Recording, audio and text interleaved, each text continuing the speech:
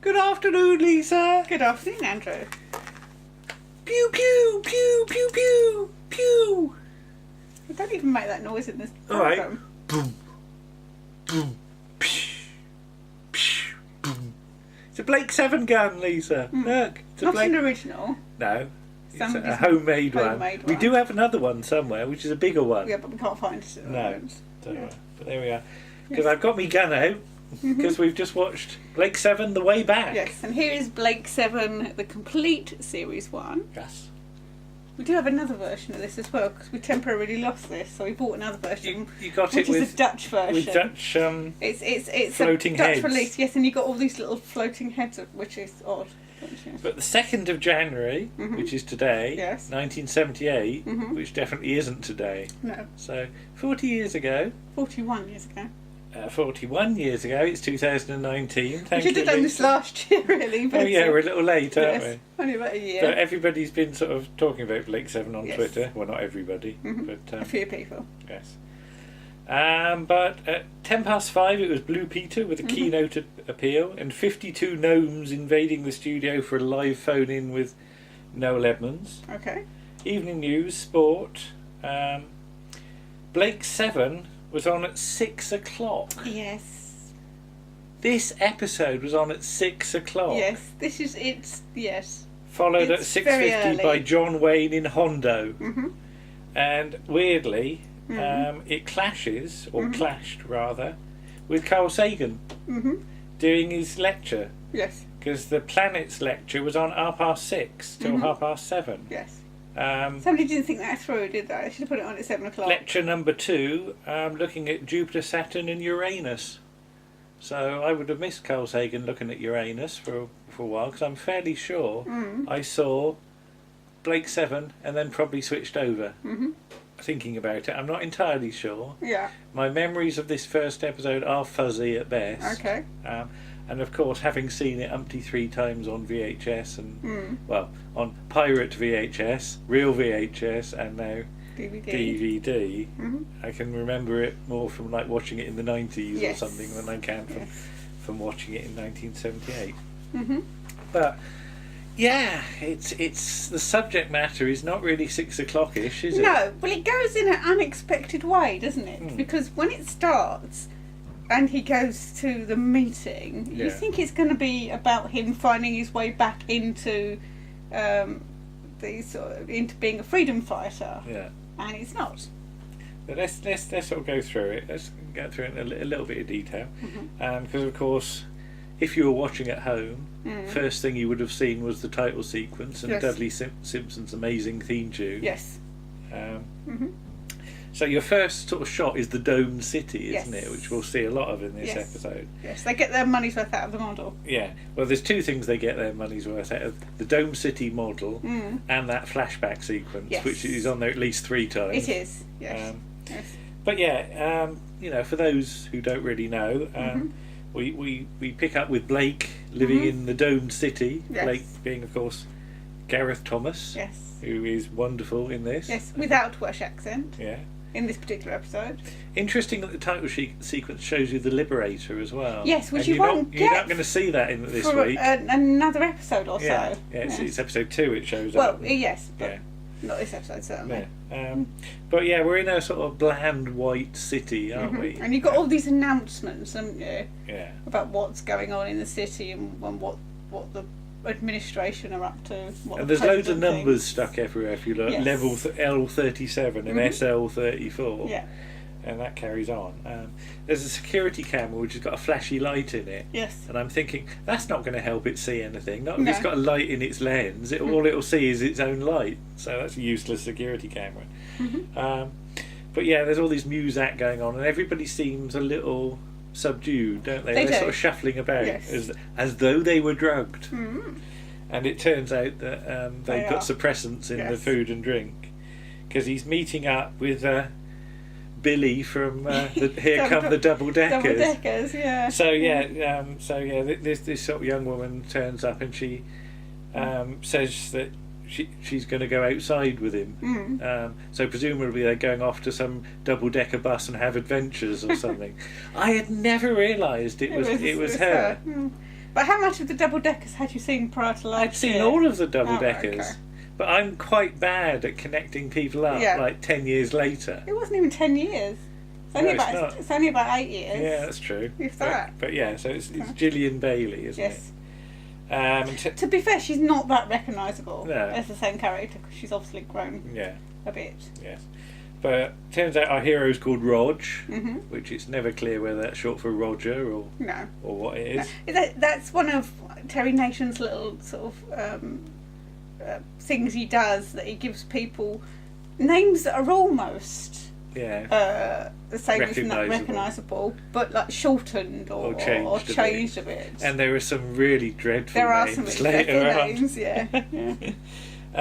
But yeah, they're followed by a rather familiar looking bloke. Yes. Who's blonde and he's got a bit of a limp. He has. You know, who's this playing him? Jeremy Wilkin. Yeah. Jeremy Wilkin is your go-to actor for playing Sinister Salts in the 70s. And of course, this is directed by Michael Bryant. Yes. And Michael E. Bryant, and he's directed him in Revenge of the Cybermen. Yeah, and you can spot a load of Michael E. Bryant sort of bits and pieces as you go through. There was some nice, actually. I was watching it because I couldn't remember who had directed it till his name come up. But some nice shots because he shoots through the staircase. There's a staircase and he shoots through the staircase, and so there's some nice shots. But yeah, they sort of go to meet up with somebody called Dowell Ritchie. Mm-hmm. So what's the Dowell short for then? Darren. Dallas? I don't know, maybe. And yeah, he says about Blake's family, and Blake says he gets viz tapes from them because they're on the outer planets, wherever they are. Yes. But yeah, going outside is apparently a Category 4 crime. Now, how does that work? Is a Category 5 crime worse than a Category 4 crime? No, or is a Category 3 crime worse? I would imagine a Category 3 crime's worse than a Category 4 crime. So a Category 1 crime is the worst of all? Worst of all. All right. That's probably what he's accused of later, or a Category 2 crime. All right, I don't know. It's never really specified, is it? Yeah. So he sort of picked the lock by putting some wires in and twiddling a knob. Yeah. And they put something on it because apparently it registers if you open the door and you're not supposed to, so he puts this thing on that tells the computer nothing's happening. Yeah. And Tarrant sort of comes down the stairs and lurks, doesn't he? Yes. Had we said his name was Tarrant? We hadn't said his name was Tarrant. Oh, right, okay. Jeremy Wilkin comes down the stairs, but and his name is. Now, what is it? One of many Tarrants. What is this one? Dev Tarrant. Dev Tarrant. Yes. Yes. So they open the door. They go outside, they get on the double-decker bus, they get chased by Clive Dunn in a suit of armour. Oh no, this isn't the double-deckers, is it? No. But you get the nice shot of the dome model with them walking in front of it. Apparently the dome model turns up in the Goodies U-Friend or UFO as the UFO that lands on the Nutter's Knoll night spot. But yeah, genuine night filming, which always impresses me. Yeah. They take a drink out of the water. Yeah. And I was worried it had like rat pee in it or something. something. It's not only that; it's the fact that they drink out of it and then he spits back into it.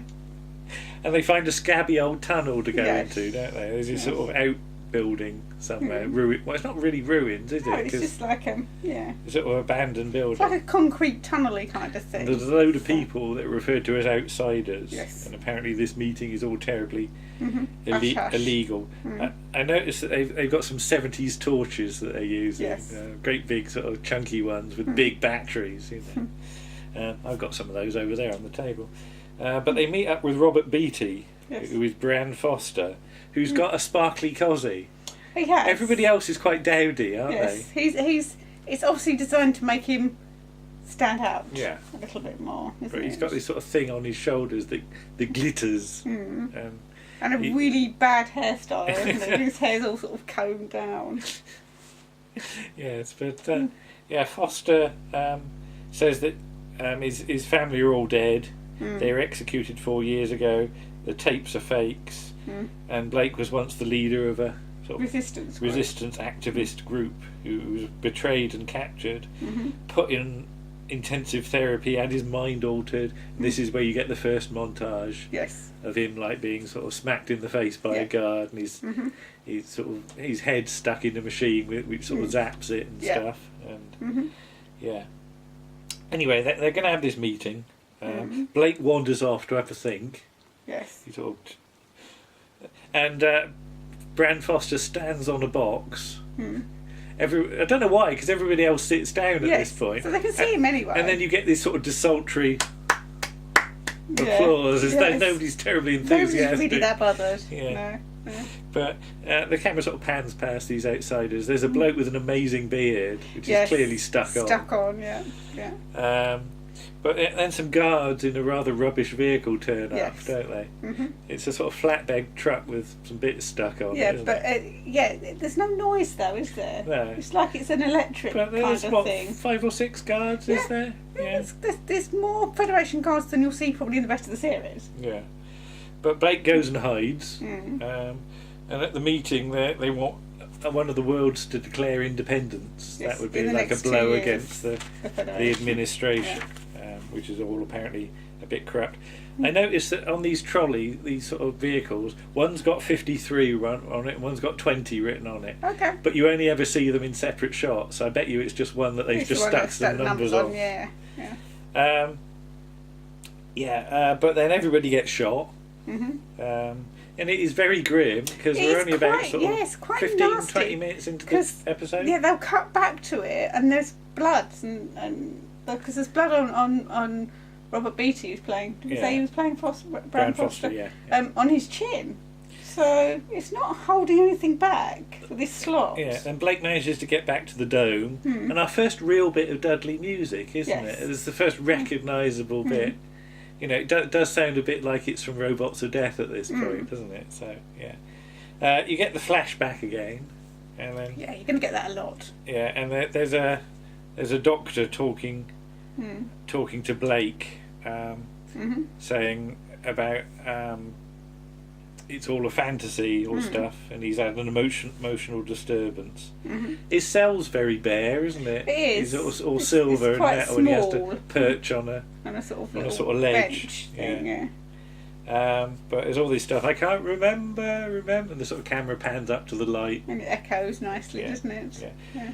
Then we cut to the people watching this, which is was it Ven Glind, and Dr. Havant, and Alta Morag. That's right, isn't it? Yes. Which is Robert James and a woman I thought was Miriam Margolyes, but she's not. No, she's far too old to be Miriam Margolyes. But yeah, this is Susan Field, and Peter Williams is Dr. Havant. Yes. But yeah, Robert James is still recognisable as Lesterson, isn't he? Yes. Well, I saw him a couple of days ago as well because I watched him in A Night to Remember. Yeah. He's one of the engineers. So basically, they're plotting what to do with him.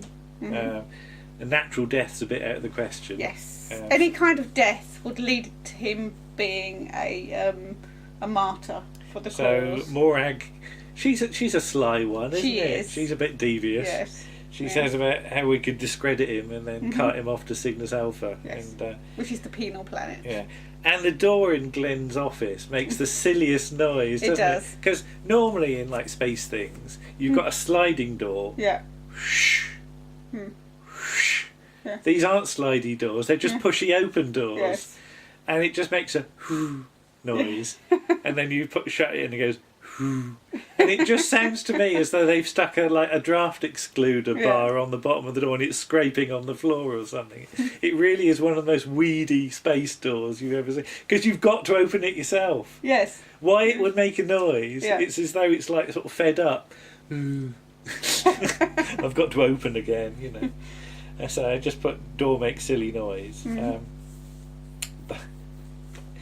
But yes, then it was sort of. Blake's in the cell, so his defence lawyer turns up, who is Tel Varon. Yes. Short for Terry, obviously. Yeah, obviously. Yeah. And when he sort of goes into the cell, you notice the wall dematerialises.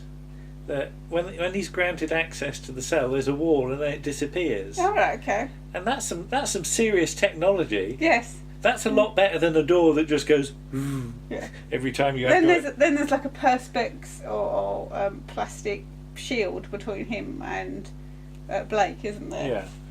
But yeah, there's a load of charges against him, including assault on minors and corruption of minors. And we're not the first ones to do this joke. It's not entirely clear whether it's people who like sort of dig coal or younger people, and it turns out to be younger people. Yeah, the phrase moral deviation is used at this point. Now this is brave. Yeah. For this time on a Monday, this is brave. Basically, there's a load of children who say that he's done something to them. And it's never quite made clear what it is. No, but it's heavily implied. It's heavily implied that if he was around nowadays, he'd be being investigated by the police. But yeah, he's talked to the children, and their stories seem to check out. Yes. But Blake says that is not Thomas. Sorry, I just wanted to point that out, Blake. Yeah. But yeah, the lawyers talk to the children, and Blake offers no defences. He is not guilty. But the lawyer points out a mental institution is better than Cygnus Alpha. Martianly. Yeah. I mean, you've got this thing that Terry Nation has, like the idea of a prison planet. You know, it's very much, cart them off to Australia, from a couple of hundred years ago. Transportation, isn't it? So you get this in Dalek master plan with Desperus. But slightly more original name than Desperus. Yeah, Blake does a bit of shouting at his light. Yeah. You've all done a good job. Then we cut to the court. Which is, again, a very sparse white set. You don't need much, do you? Yeah, really? I mean, that's the thing, that there's not much budget for building sets, so they've gone for big sets with nothing much in them, which is fair enough. The only thing with any colouring is those pink boxes. Yes. Yeah. We'll talk about those in the morning. But I notice, that the kids have been sort of put under lie detector. Yes. And I noticed that Blake says that... uses the phrase "trump up," meaning that the charges are false. I just like the word "trump up." Yeah, but yeah, the way the trial works is that all the evidence is contained, isn't it? They've got some balls in boxes, and they're all sealed, and you put them in the judgment machine. Yeah, and your balls flash, and they flash, and the machine comes to the. And whoever's ball lights up at the end is the winner, basically. Yeah. I like the way, whilst all this is going, Dudley's trying to keep his music in time with the flashing of the balls and doesn't quite manage it. No. And then Morag, she pulls a face at one point, sort of like she's made a smell or something. I thought that was just meant to be I won. Being superior, but it does look like she's made a smell. I'm sorry. But yeah. Blake sort of gets a bit slightly stroppy, and then he's get injected by the guard. Yes.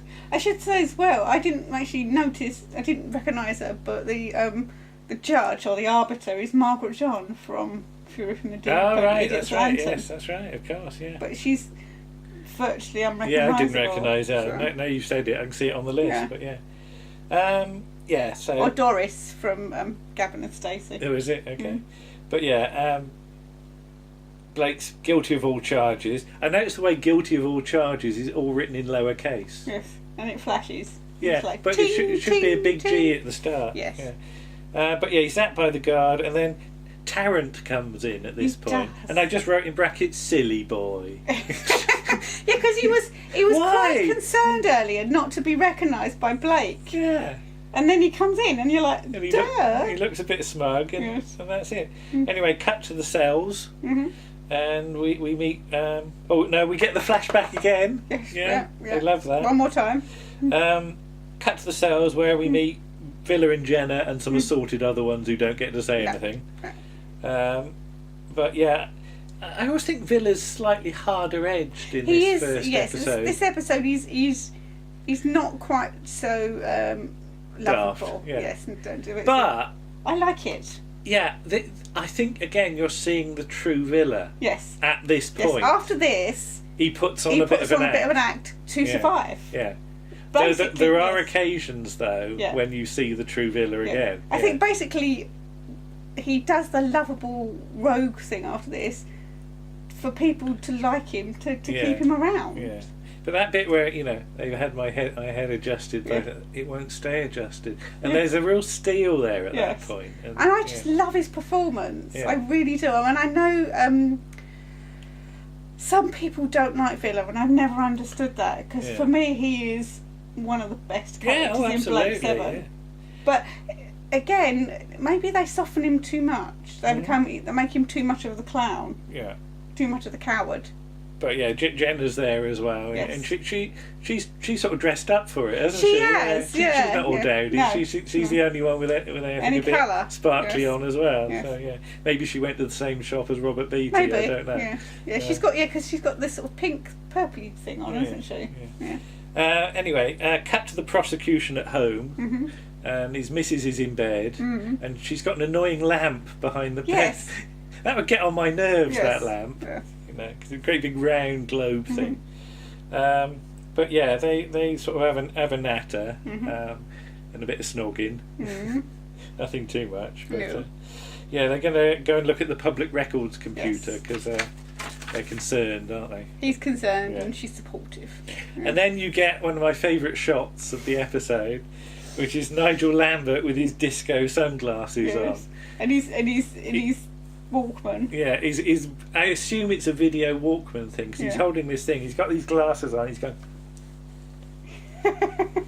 like that, and it's brilliant. Yes. Nigel Lambert, of course, the voice of Look Around You. And Leisure Hive. And they go through these records of these kids, and yeah, the kids' names aren't great. It has to be said, but the doctors' names that saw them are even worse.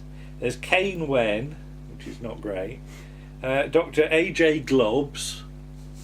Globs isn't a futuristic name. No. And Dr. Painter Hammer, which I presume is his job. He just goes around painting hammers.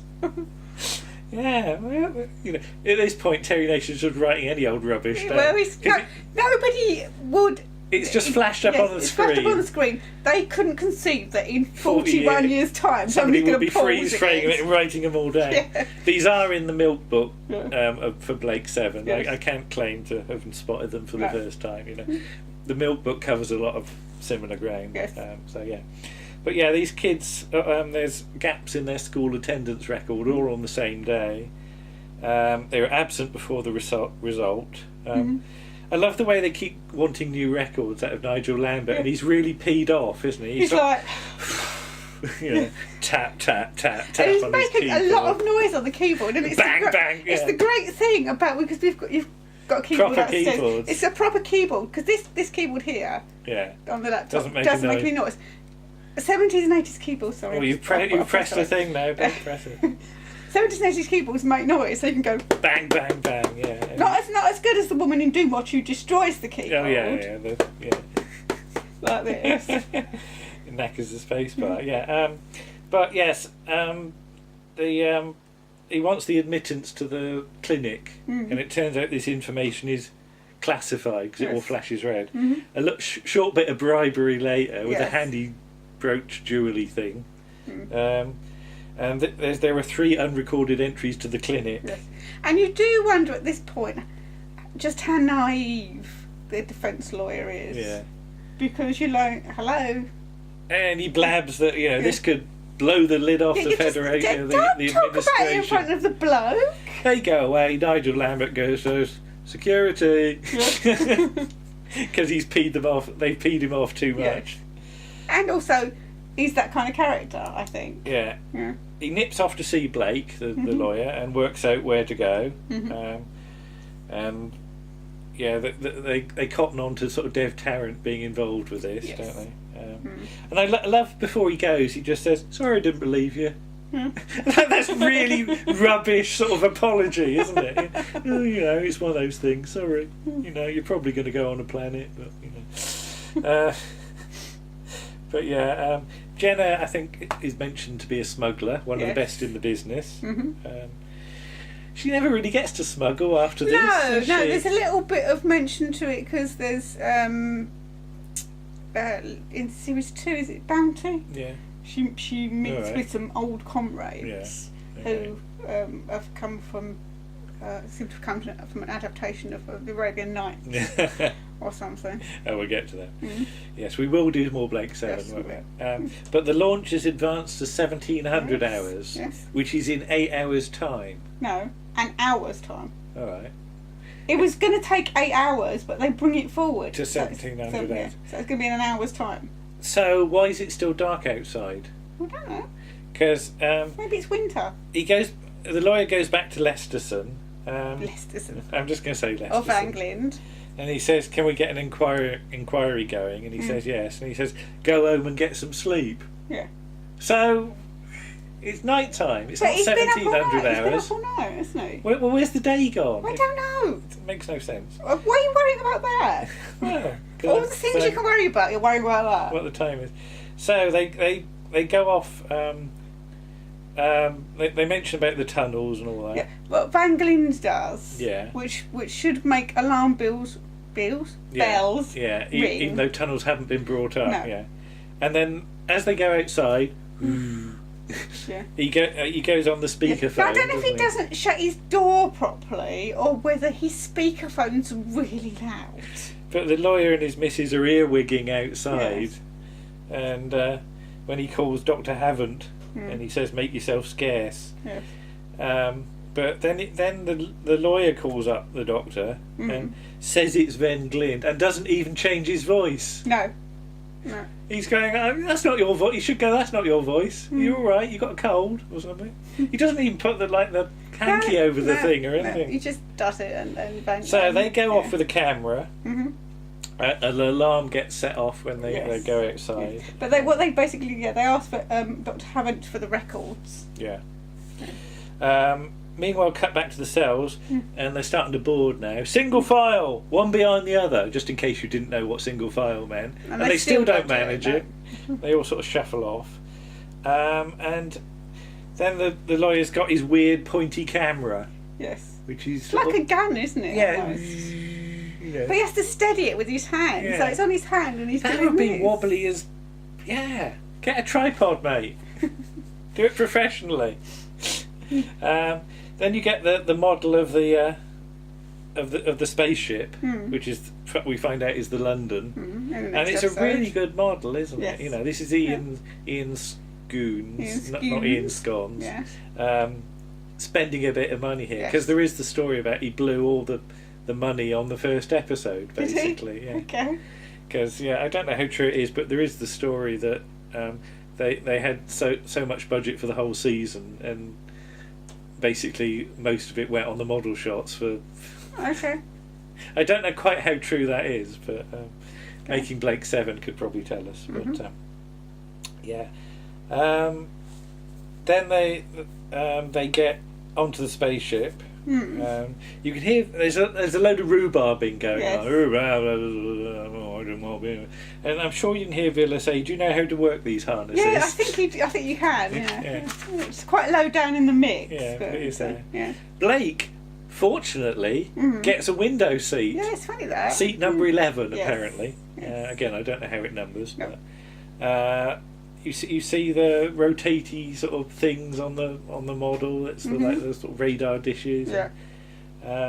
But Blake, because he's sort of daydreaming, he gets close confinement. Yes. And one of the guards has to press a button on a keyboard, which is just a normal keyboard stuck on the wall and rotated sideways. Glum. There you go. So we get the lift off. We get smoke and flames. Then we cut to Tarrant outside and the two dead bodies of Lawyer and Mrs. Lawyer, and we get some more Dudley. Dun dun dun dun dun dun dun dun dun dun as the spaceship flies off. Yeah. And you get that wonderful line, "Take a good look, it's the last you'll ever see of it. No, I'm coming back." Dun, dun, dun, dun, dun, dun. And there we go. Does he ever go back to Earth? Blake? Oh, yes. Yes. Oh, yes. It takes a while. Yeah. For series 2. It takes a while, but we I know he didn't get back in series 1 necessarily. But, and then the camera tracks across a board of stars, and just it gets to David Maloney's credit, it wobbles like Billy-O, like somebody's knocked into it. Oh, I'm not the camera. Don't matter. It's all right. Don't worry about it. We got most of it. And there you go. But yeah. Great first setup episode. It is a great first setup episode, and it's made me want to watch the rest of the series now. So we will watch, do that. Spacefall. I mean, yeah, as the series goes on for season 1, you can feel that Terry Nation starts to feel the strain about writing them all. But Terry Nation's setup episodes for series always tend to be very, very good because you've got a load of strong ideas, and as we said, the subject matter for 6 till 7 o'clock slot. It's very grim. It's very strong, and there'd be questions asked in the sort of script editing stage at this point. Yes. Today, if you tried to do some of that. Yeah. Well, I don't think they would have made him accused of the crimes he's accused of now. They would have picked something else to accuse him of, wouldn't they? But a very solid first episode. For anyone that's not seen Blake Seven, you should watch it. I think it's about time you gave it a go. Yes, and I mean, because this first series, yes, as you say, by the time you get towards the end of the series, you can tell he's starting to run out of ideas. Yeah. But along the way, you get some of my favourite episodes. Yeah. I mean, because I know not a lot of people like it, but I really like Mission to Destiny. All right. Okay. And I like Jewel. Yeah. And that's but beautifully let's directed. not overlook Chris Boucher's support in script editing. God, no. No. And by season 2, Chris is really the voice of Blake Seven, isn't he? So, but we can talk about that later again. Yes, and you get some. I mean, obviously, series 2, you start to get other writers like Robert Holmes, who writes the absolutely superb Killer. Yeah. And yes, there are some great stories and some other people. And some other people. Yes, but I was just thinking if you want to start doing Blake Seven as a regular thing, then we can do that. So there you are. There's Blake Seven, The Way Back. 41 years ago today. Happy birthday. Mm. Bye-bye. Bye.